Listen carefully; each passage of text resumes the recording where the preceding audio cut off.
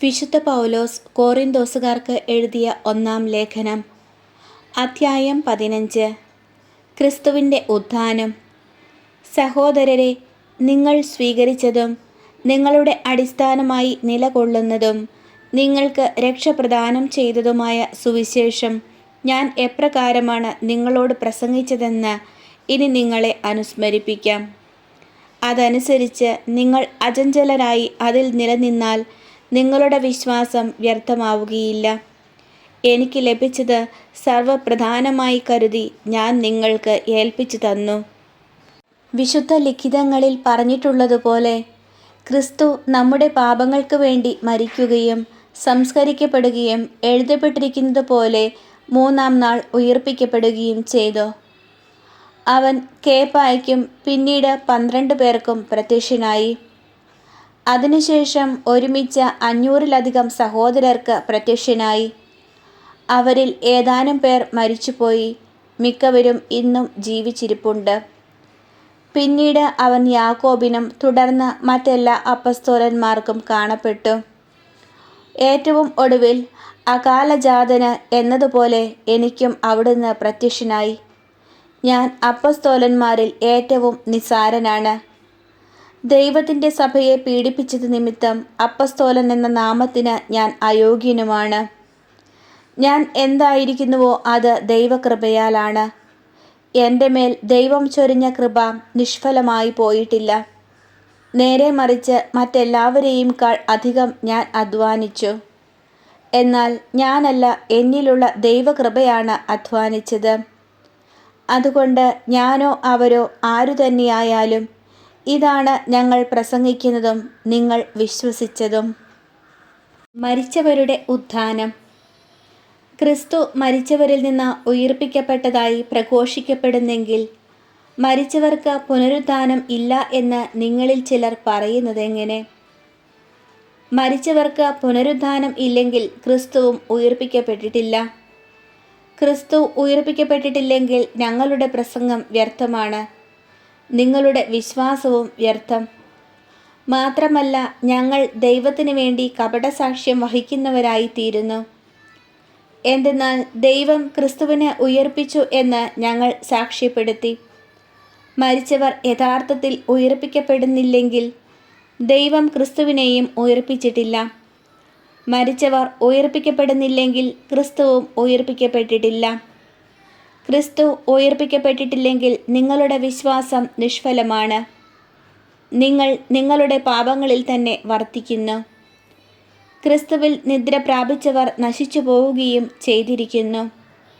ഈ ജീവിതത്തിന് വേണ്ടി മാത്രം ക്രിസ്തുവിൽ പ്രത്യാശ വച്ചിട്ടുള്ളവരാണെങ്കിൽ നമ്മൾ എല്ലാ മനുഷ്യരെയും നിർഭാഗ്യരാണ്. എന്നാൽ നിദ്ര പ്രാപിച്ച എല്ലാവരുടെയും ആദ്യഫലമായി ക്രിസ്തു മരിച്ചവരുടെ ഇടയിൽ നിന്ന് ഉയിർപ്പിക്കപ്പെട്ടു. ഒരു മനുഷ്യൻ വഴി മരണം ഉണ്ടായതുപോലെ ഒരു മനുഷ്യൻ വഴി പുനരുത്ഥാനവും ഉണ്ടായി. ആദത്തിൽ എല്ലാവരും മരണാധീനരാകുന്നതുപോലെ ക്രിസ്തുവിൽ എല്ലാവരും പുനർജീവിക്കും. എന്നാൽ ഓരോരുത്തരും താന്താങ്ങളുടെ ക്രമമനുസരിച്ചായിരിക്കും. ആദ്യഫലം ക്രിസ്തു, പിന്നെ ക്രിസ്തുവിൻ്റെ ആഗമനത്തിൽ അവനുള്ളവരും. അവൻ എല്ലാ ഭരണവും അധികാരവും ശക്തിയും നിർമ്മാർജ്ജനം ചെയ്ത് രാജ്യം പിതാവായ ദൈവത്തിന് സമർപ്പിക്കുമ്പോൾ എല്ലാറ്റിൻ്റെയും അവസാനമാകും. എന്തെന്നാൽ സകല ശത്രുക്കളെയും തൻ്റെ പാദസേവകരാക്കുന്നതുവരെ അവിടുന്ന് വാഴേണ്ടിയിരിക്കുന്നു. മരണമെന്ന അവസാന ശത്രുവും നശിപ്പിക്കപ്പെട്ടിരിക്കുന്നു. ദൈവം സമസ്തവും അധീനമാക്കി തൻ്റെ പാദത്തിന് കീഴാക്കിയിരിക്കുന്നു. എന്നാൽ സമസ്തവും അധീനമാക്കി എന്ന് പറയുമ്പോൾ അവ അധീനമാക്കിയവൻ ഒഴികെ എന്നത് സ്പഷ്ടം. സമസ്തവും അവിടുത്തേക്ക് അധീനമായി കഴിയുമ്പോൾ സമസ്തവും തനിക്ക് അധീനമാക്കിയവന് പുത്രൻ തന്നെയും അധീനനാകും. ഇത് ദൈവം എല്ലാവർക്കും എല്ലാമാകേണ്ടതിന് തന്നെ. അല്ലെങ്കിൽ മരിച്ചവർക്ക് വേണ്ടി ജ്ഞാനസ്നാനം സ്വീകരിക്കുന്നത് കൊണ്ട് എന്താണ് അർത്ഥമാക്കുന്നത്? മരിച്ചവർ ഉയിർപ്പിക്കപ്പെടുന്നില്ലെങ്കിൽ മരിച്ചവർക്ക് വേണ്ടി എന്തിന് ജ്ഞാനസ്നാനം സ്വീകരിക്കണം? ഞങ്ങൾ തന്നെയും എന്തിന് സദാസമയവും അപകടത്തെ അഭിമുഖീഭവിക്കണം? സഹോദരരെ, നമ്മുടെ കർത്താവായ യേശു ക്രിസ്തുവിൽ നിങ്ങളെക്കുറിച്ച് എനിക്കുള്ള അഭിമാനത്തെ ആധാരമാക്കി ഞാൻ പറയുന്നു, ഞാൻ പ്രതിദിനം മരിച്ചുകൊണ്ടിരിക്കുന്നു. മാനുഷികമായി പറഞ്ഞാൽ എഫേസോസിൽ വെച്ച് വന്യമൃഗങ്ങളോട് പോരാടിയതുകൊണ്ട് എനിക്കെന്ത് പ്രയോജനം? മരിച്ചവർക്ക് പുനരുദ്ധാനമില്ലെങ്കിൽ നമുക്ക് തിന്നുകയും കുടിക്കുകയും ചെയ്യാം. എന്തെന്നാൽ നാളെ നമ്മൾ മരിച്ചുപോകും. നിങ്ങൾ വഞ്ചിതരാകരുത്. അധമമായ സംസർഗം സദാചാരങ്ങളെ ദുഷിപ്പിക്കും.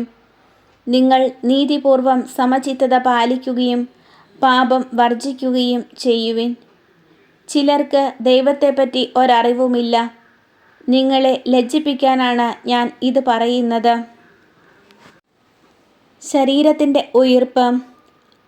ആരെങ്കിലും ചോദിച്ചേക്കാം, മരിച്ചവർ എങ്ങനെയാണ് ഉയിർപ്പിക്കപ്പെടുക? ഏതുതരം ശരീരത്തോടുകൂടി ആയിരിക്കും അവർ പ്രത്യക്ഷപ്പെടുക? വിഡ്ഢിയായ മനുഷ്യ, നീ വിതയ്ക്കുന്നത് നശിക്കുന്നില്ലെങ്കിൽ അത് പുനർജീവിക്കുകയില്ല. ഉണ്ടാകാനിരിക്കുന്ന പദാർത്ഥമല്ല നീ വിതയ്ക്കുന്നത്, ഗോതമ്പിൻ്റെയോ മറ്റു വല്ല ധാന്യത്തിൻ്റെയോ വെറുമൊരു മണി മാത്രം. എന്നാൽ ദൈവം തൻ്റെ ഇഷ്ടമനുസരിച്ച് ഓരോ വിത്തിനും അതിൻ്റേതായ ശരീരം നൽകുന്നു. എല്ലാ ശരീരവും ഒന്നുപോലെയല്ല.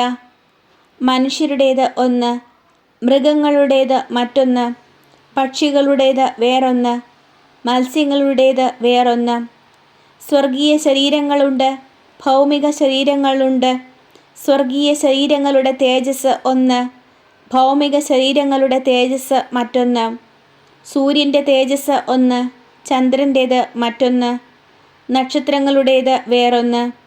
നക്ഷത്രങ്ങൾ തമ്മിലും തേജസ്സിന് വ്യത്യാസമുണ്ട്. ഇപ്രകാരം തന്നെയാണ് മരിച്ചവരുടെ പുനരുദ്ധാനവും. നശ്വരതയിൽ വിതയ്ക്കപ്പെടുന്നു, അനശ്വരതയിൽ ഉയിർപ്പിക്കപ്പെടുന്നു. അവമാനത്തിൽ വിതയ്ക്കപ്പെടുന്നു, മഹിമയിൽ ഉയിർപ്പിക്കപ്പെടുന്നു. ബലഹീനതയിൽ വിതയ്ക്കപ്പെടുന്നു, ശക്തിയിൽ ഉയിർപ്പിക്കപ്പെടുന്നു.